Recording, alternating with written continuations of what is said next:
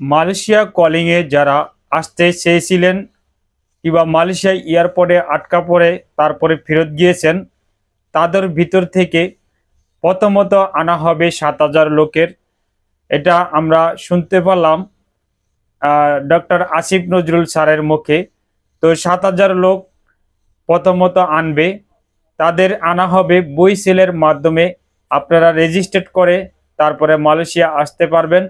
আর Malaysia government Bangladeshi high কমিশনের কাছে যেই কোম্পানিগুলি আপনাদের আনার জন্য প্রক্রিয়া দিন চলমান রয়েছে, তারা আবার পুনরায় আপনাদের আনার জন্য হাই কমিশনে যোগাযোগ করার জন্য বলা হয়েছে। তো আপনাদের জন্য এটা ধরে নিতে পারেন বিশাল সুখবর। তো ধাপে ধাপে আপনাদের আনা হবে। তো আমাদের ডক্টর ইউনূস সাহেবকে অবশ্যই আমরা ধন্যবাদের যোগ্য।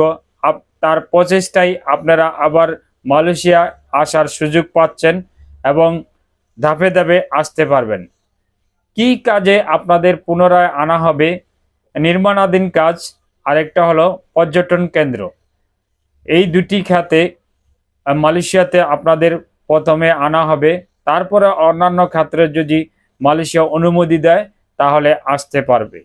আর বর্তমানে আপনারা যদি সঠিক তথ্য না পেয়ে কারো কাছে পাসপোর্ট জমা দিবেন না। তবে আমি মনে করি বই সেলে আপনারা রেজিস্ট্রেট করে রাখতে পারেন, তাহলে আপনারা মালয়েশিয়া নিশ্চিত আসতে পারবেন। কারো দালালের মাধ্যমে পড়াশোনার পরে আপনারা পাসপোর্ট দিবেন না। অবশ্যই বই সেলে রেজিস্ট্রেট করে তারপরে মালয়েশিয়া আসতে আপনারা পারেন। তো ভিডিওটা ভালো লাগলে অবশ্যই শেয়ার করে দিবেন, অন্যকে দেখার সুযোগ করে দিবেন।